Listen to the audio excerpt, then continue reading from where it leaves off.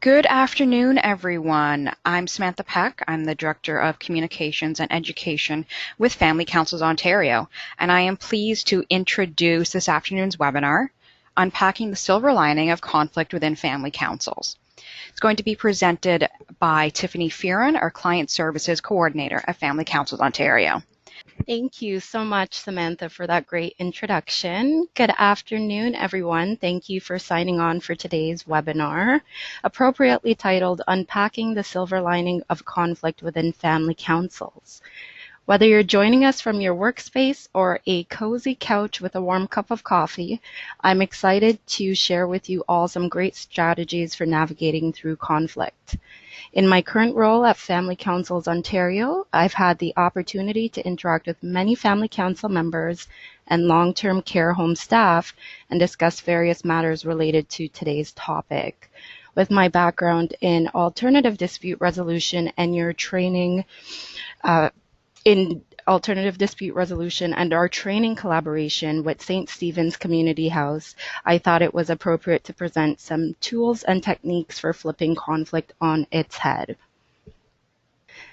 I'm happy to get started with today's agenda. As you can see to the right of the slide, we have a picture of a great big suitcase because we'll be unpacking a lot of key concepts, including definitions and modes related to conflict, some of the common roots of conflict, and issues that can lead to family council breakdown.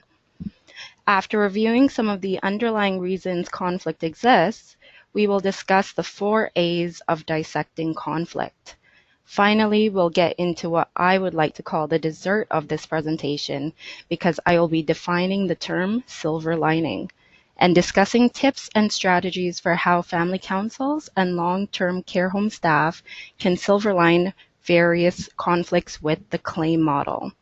This will be an interactive presentation with a question and answer period at the end, scenario review, and of course pop quiz questions. The presentation will provide a glimpse of what you can learn in detail at our upcoming workshops as well. So please feel free to enter your questions throughout the presentation so that we can tackle them at the end. In the interest of time, just as Samantha was saying, please submit general questions and contact us directly afterwards for any specific questions. So let's get going.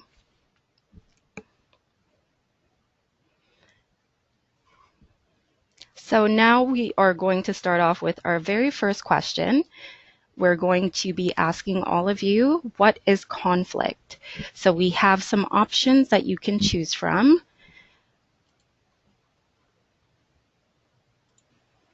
Okay, this looks great. So majority of you did select the correct answer, which is E, all of the above. So it looks like many of you have a pretty good grasp of what conflict is. We are going to get into our next question. So we want to ask which of the options below is a type of conflict.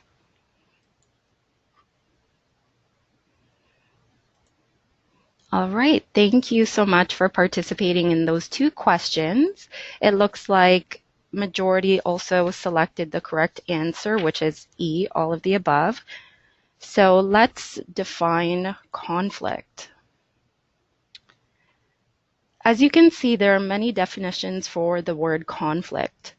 Overall, it is such a broad term that can be seen differently depending on one's perspective and the situation at hand.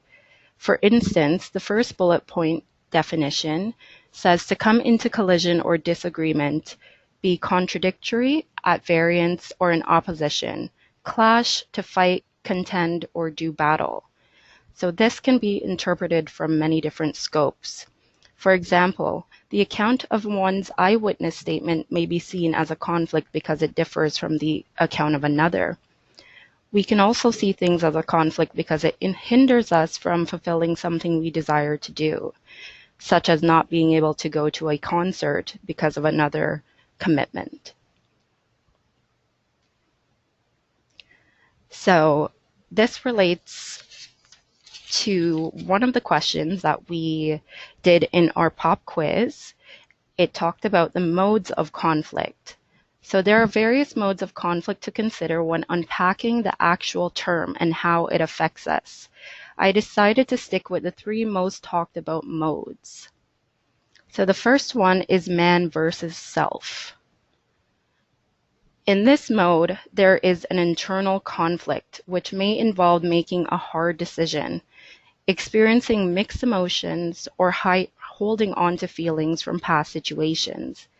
This mode may also include holding on to feelings of guilt or resentment. The next mode is man versus man. Now, this mode would relate to conflicts one may experience after a disagreement with another person or group of people. So, it is the most common form of external conflict. This mode would be the most accurate when describing conflicts that may arise in family councils. The third mode I'm going to highlight is man versus society. So this mode is defined as a type of external conflict that occurs when an individual is at odds with societal norms and/or cultural traditions. So this mode is a type of external conflict where there may be an issue with written laws or rules that a larger body has produced to structure what would be seen as acceptable behavior. So I'm sure with all of these examples, you can probably relate to all of these modes and think about experiences you've had where you've either had to fight with your own self internally or have external conflicts with others. On a day-to-day basis, we come into contact with all of the modes of conflict. One thing that is important to note is that everyone's perception of conflict severity is very fluid. For instance, the examples in this diagram may resonate differently depending on one's lifestyle, access to resources, social status, and cultural beliefs. All of our conflicts are very subjective and objective, which is why it's important to be mindful of our positions. In this diagram, I've listed a few things that may cause conflicts that you might be able to relate to. So we have family and relationships, civil matters, preconceived notions and assumptions, marginalization and discrimination, personal experience, workplace and safety, and more.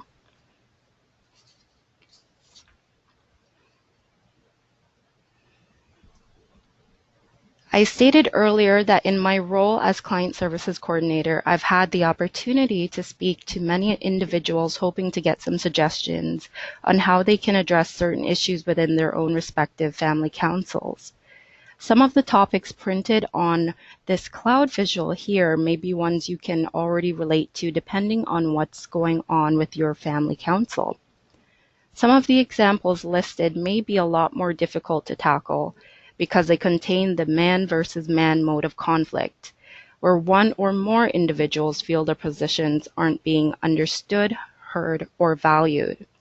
For example, a discussion in a family council meeting may get out of hand when personal needs and wants are being discussed versus collective goals for the entirety of the group. This is similar to the raising of complaints as well, where differing views can cause a huge clash. One's complaint about a specific issue, such as dietary needs in long-term care, may not be seen as a viable complaint from someone who doesn't have the same concern. Ethical dilemmas can also play a part in the rise of conflict. If there are issues within a council that go against one's moral values, such as the way one member speaks to another, it is realistic for one to feel internal conflict where they may need to make a decision on how to move forward. The biggest thing to consider is that when issues come up around these topics and they are not addressed effectively, it can lead to the breakdown of any family council.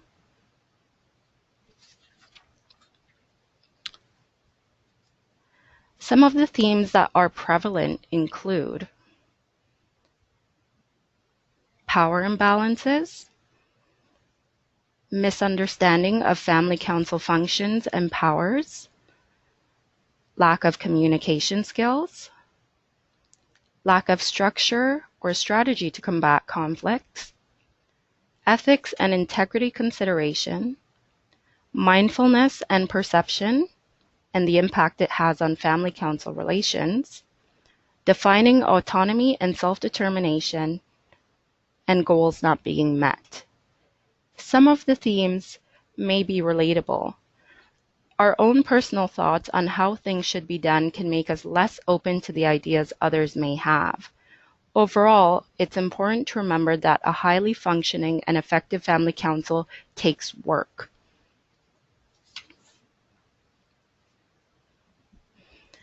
For family councils, getting to the bottom of where the conflict originates is a great first step. When discussing conflict, we can visualize a tree and its roots. The roots help to anchor the tree, keep it sturdy, and draw nutrients and water from the ground. Proper care of the roots is crucial for a tree's survival.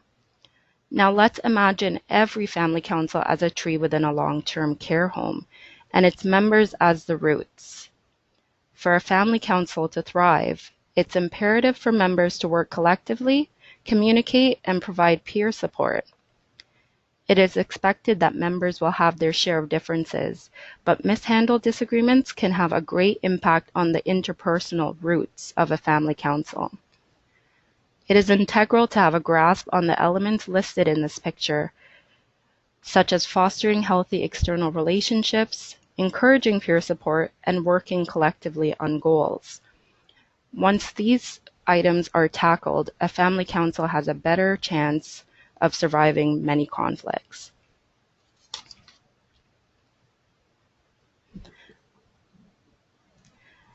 Now that we've talked about a few topics that can hinder the growth of a family council and cause both internal and external conflict, I wanted to talk about one of my personal formulas for dissecting conflict. Now, the scenario on the screen is just an example of a conflict a family council may experience.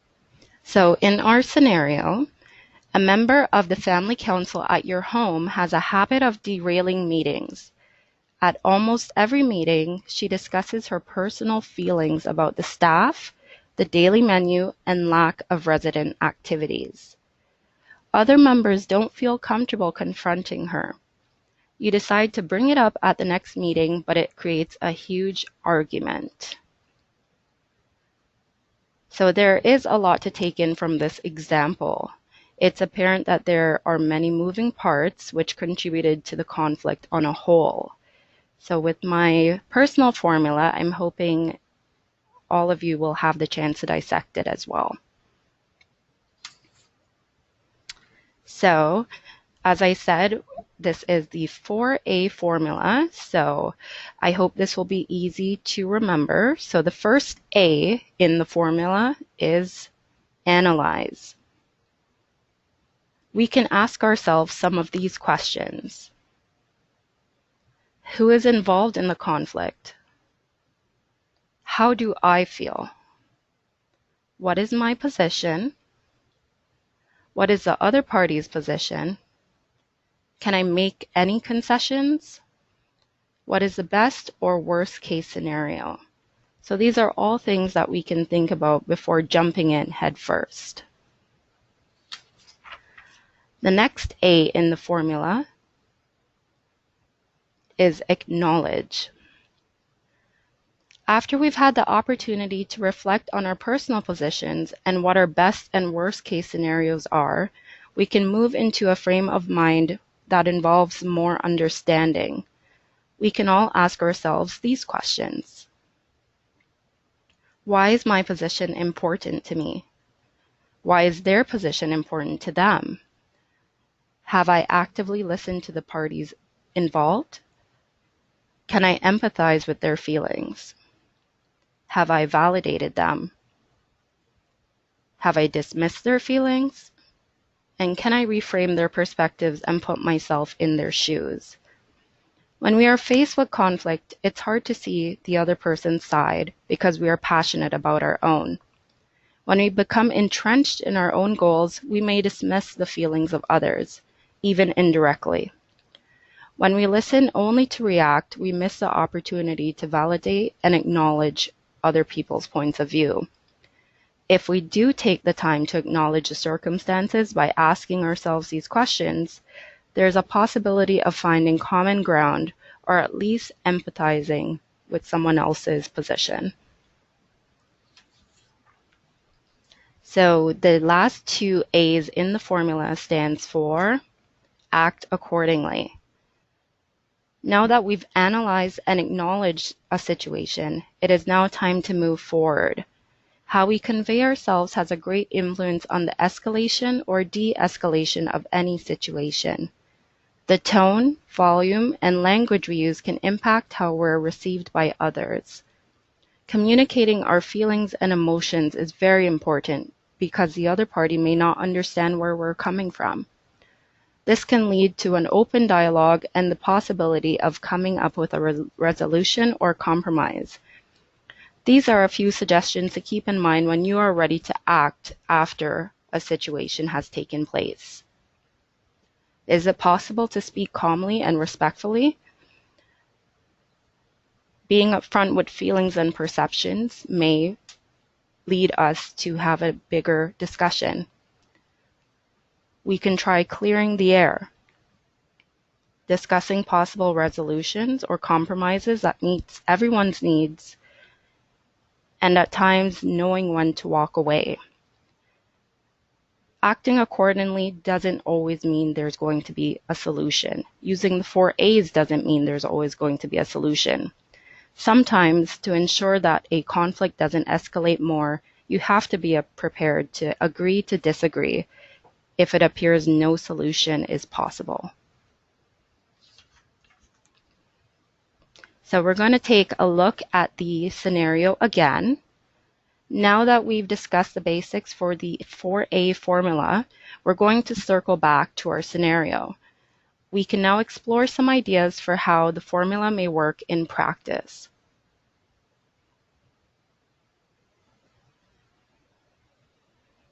So first, we're going to analyze.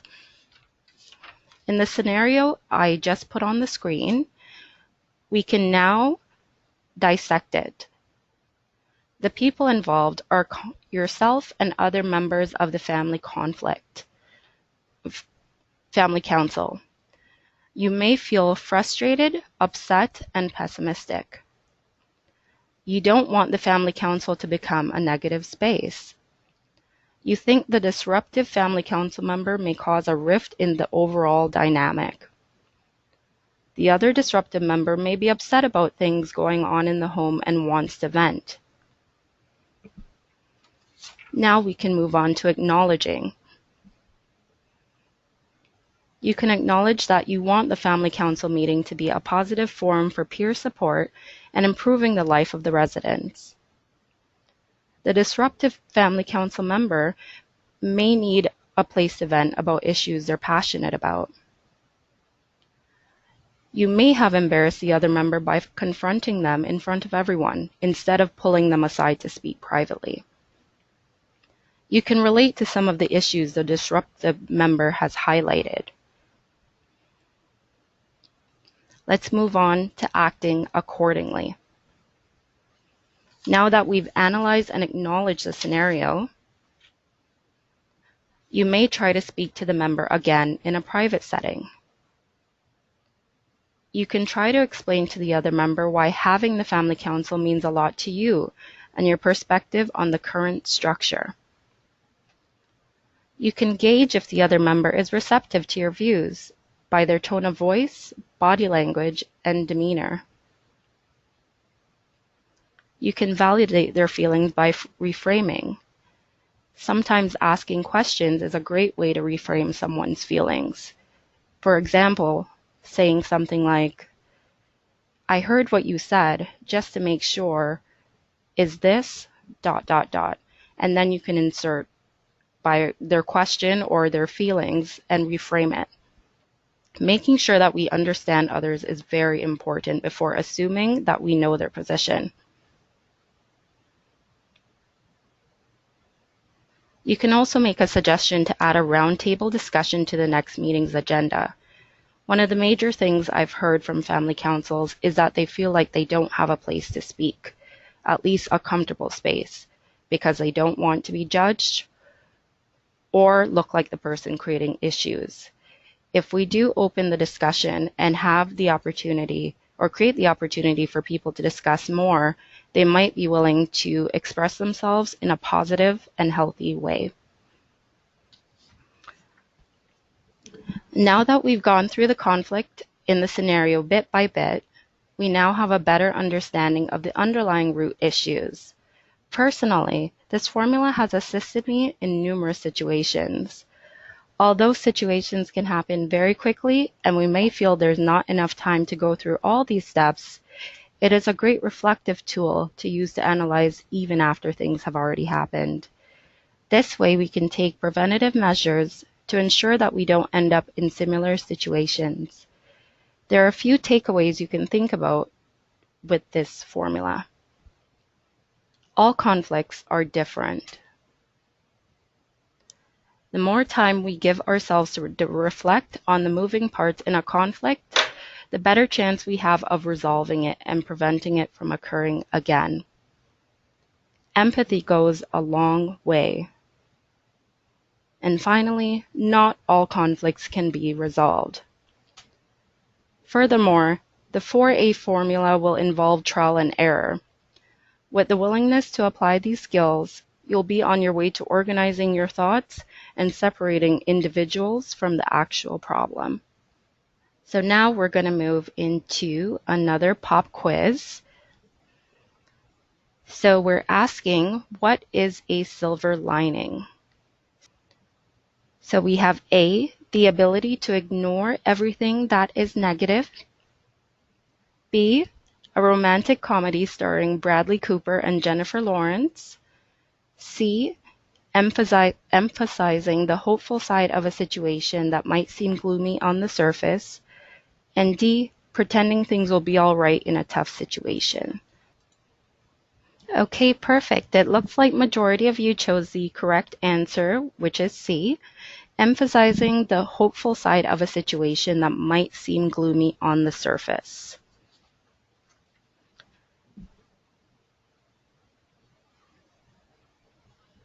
So now let's talk about what a silver lining is. There are a few interpretations, but they all emphasize the need to overcome unpleasant things. It can be seen as a metaphor for optimism, a way for overcoming feelings of hopelessness during difficult times, a comforting or hopeful aspect of a situation, looking at the positives that can come out of an unpleasant situation, using bad experiences as learning lessons, and the ability to move forward through adversity. Sometimes when we're met with difficulty, it's hard to see past it. One important thing I'd like to highlight is that having a silver lining outlook doesn't mean that we should see everything through rose-colored glasses. Instead, it means that we can focus on the hidden potential for growth. A bad situation can actually help us with uncovering things that are pertinent. Adversity can strengthen us emotionally, mentally, physically, and psychologically. For example, one situation I've been in is having a flat tire. There's nothing worse than rushing out the door for work and realizing that you're unable to get there. I was able to get my car to the mechanic and find out that there were other serious issues with my car. Upon further research, I found out that if I didn't go and see the mechanic earlier than I did, my car may have ended up in worse shape. With having the silver lining outlook, we can also increase our level of appreciation for things around us. We can also reframe goals and expectations. It also provides the opportunity to learn more about others with reflection on actions and language. Overall, there's always an opportunity to learn more. So we covered quite a few topics earlier in the presentation and looked at a few of the issues that can lead to family council breakdown. Experiencing conflicts within your family council can actually lead to positive changes and adjustments. An example is the restructuring of council format. Increased discussion and participation, increased mindfulness for other people's feelings, proactivity and organization, reaffirming shared values and expectations, increased attention to detail and clarity, changes in leadership, and open dialogue. What can be reassuring is that with the right response, a conflict can become an opportunity. Being open to the idea of silver lining things can make a difference in the quality of relationships we have at home, school, work, and in community settings. For example, a concern about governance and elections can lead to a productive brainstorming session on how things can be restructured. We must remember that conflict is inevitable. Conflict can occur within the smallest or largest family councils. It's imperative for family councils to not become defined by the interpersonal conflicts that may arise.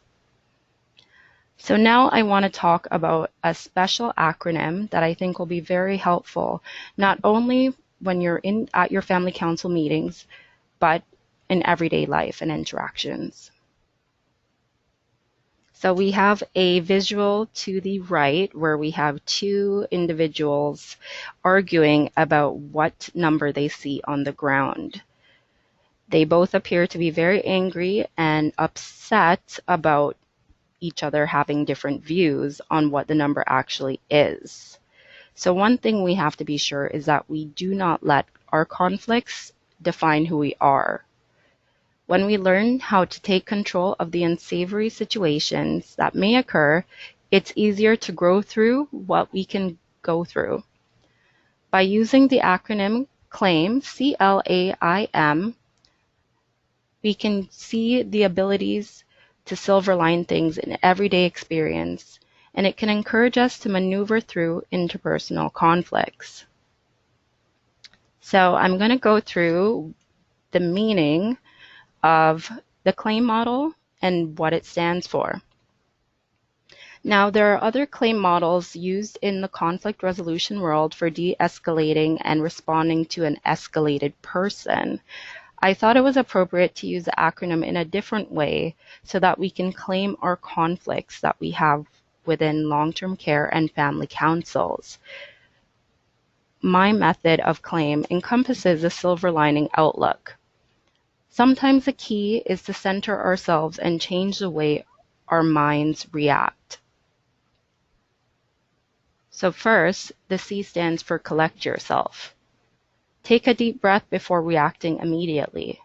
I'm sure many of you have been told to step back and calm down when there are conflicts. Although this might be hard, it's very important that we center ourselves. Language. Physical and verbal language can have a great influence on the way we are perceived or perceive others. It's important to look out for these cues when we find ourselves in a conflict. At times, it may be perceived that we are angrier than we actually are because we might be speaking aggressively or louder than normal. It's important to not only be cognizant of our own language, but that we take in the language of others. The A stands for accountability. Before playing the blame game, it's imperative to reflect on our own responsibility in a conflict and how our own actions may have influenced the outcome. This one can be a bit tricky, especially when ego is involved. I find it sometimes hard to be accountable when you think you're in the right and the other person is in the wrong. If we can take accountability for the part that we play in a conflict, we may be able to work harder on making sure that we're understood by others and that we understand them. The I stands for information. Gathering information is very important because we can learn about others and ourselves. We can get a sense for how we relate to everyone else, and we can learn ways to improve our communication strategies to avoid future issues. This may involve asking more questions. We can ask questions similar to the A formula, where we ask how they're feeling, why what we said made them feel upset, or how we can help them feel better about the situation. Gathering information is key to moving forward. And finally, the M in C.L.A.I.M stands for mindfulness. It's important to pay attention to experience as they are happening in the moment. Sometimes when things happen suddenly, we're already thinking ahead. If we get into a car accident, a fender bender, we're already thinking about all of the things that we'll now have to do. Go to the mechanic, get a quote, pay for it. We're moving ahead really quickly. If we are cognizant of our thoughts, feelings, and bodily sensations in the moment, we can have a better grasp on our conflicts as we're experiencing them. Being mindful also involves recognizing how we make others feel. So now we've reached pretty much the end of the presentation, so I just wanted to summarize a few key points before we get into our question and answer period. So today we spoke about a concise and clear breakdown of the term conflict and why it occurs.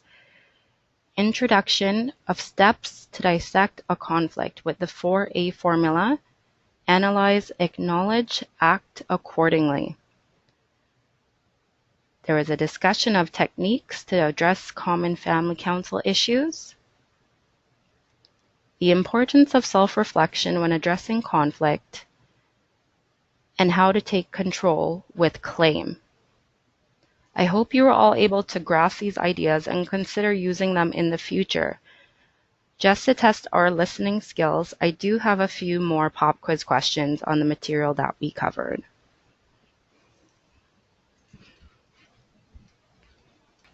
So our question, first one is, what do the A's in the 4A formula stand for? Is it A, absorb, acknowledge, act accordingly? B, argue, adhere, acknowledge abundantly? C, analyze, acknowledge, act accordingly? Or D, analyze, acknowledge, action always?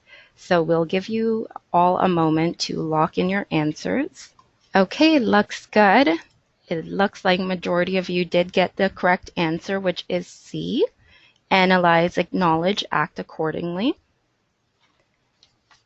Our next question, what do the letters in the acronym C.L.A.I.M stand for?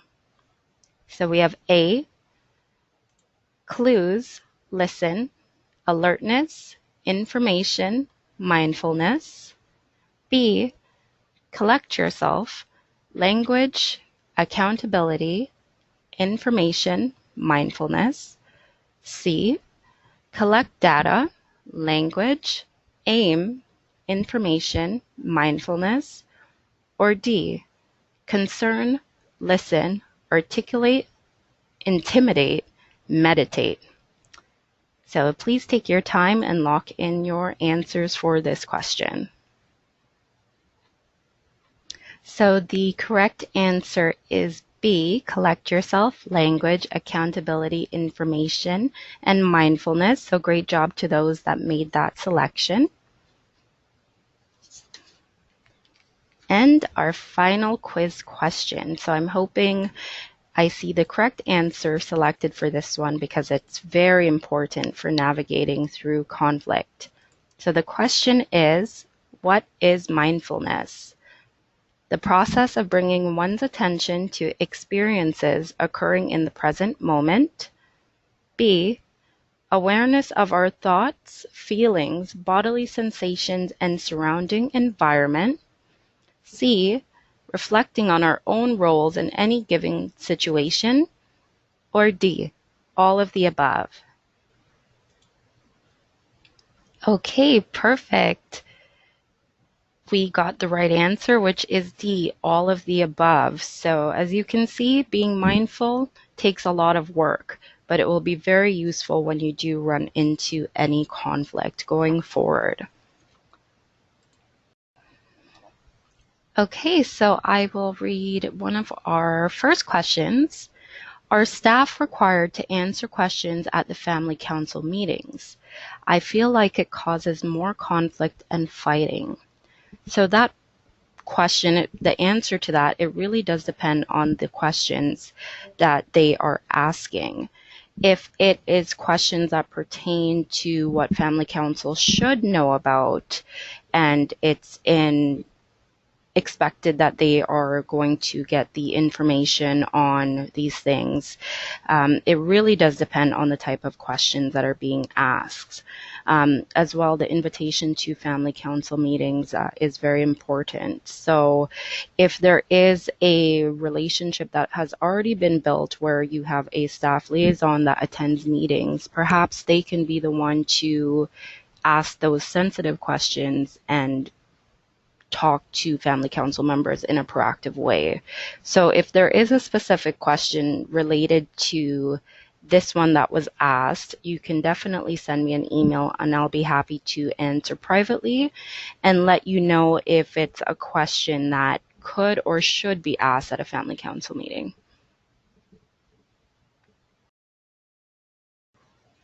So we have another great question here. At our council, we present the issues we see, and then the staff goes off to find a response. They never involve us. What should we do to participate more in their discussions? So, one suggestion for that question is maybe extending an invitation for staff to attend a family council meeting so that you can discuss this issue. It might be more effective for you guys to have a larger discussion about how you can be incorporated into the discussions that staff are having. Also, if they want something in writing or you want an answer for the next meeting, there's something that you can do involving staff where you can maybe extend comments to them and see if they're available to attend to clarify some of the issues that might be coming up.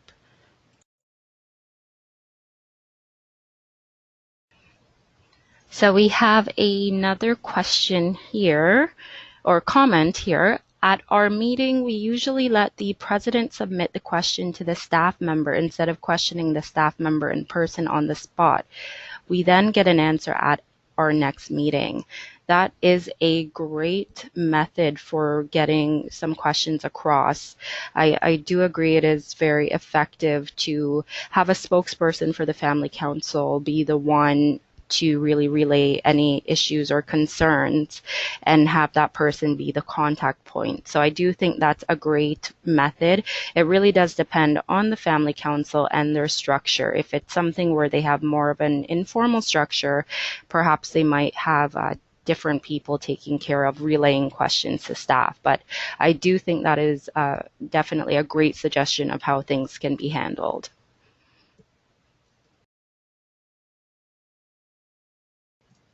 Okay, so we're going to take a couple more questions before we end the presentation. So there seems to be different cultures among administrators, staff, and relatives. What do you think about these differences? Well, I think it's pretty normal for long-term care homes to have different cultures and different belief systems and people that are coming from different backgrounds. What I would say is important is that we unpack any issues that we might have that might cause conflict, and also be mindful that we're all different. So our values, belief systems can have an impact on how we see things and the actions of others, but we do have to be mindful and also respectful of other people's cultures and the things that they might find normative. So that is a great question to also start a discussion and maybe a brainstorming session with how we can also be more cognizant of being mindful about others' differences. And I'll give you a moment to take a look at our contact information.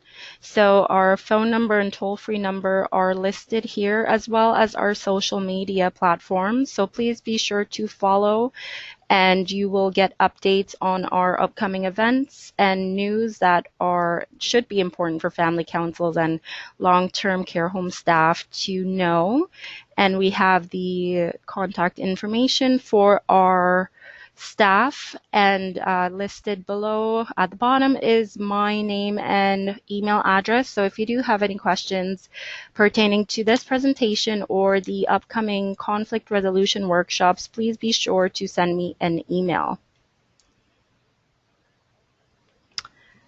I do want to extend many thanks to all of those who registered for the presentation today. I do hope you learned some valuable information on how to adjust and cope with the unique challenges that you may face on a daily basis.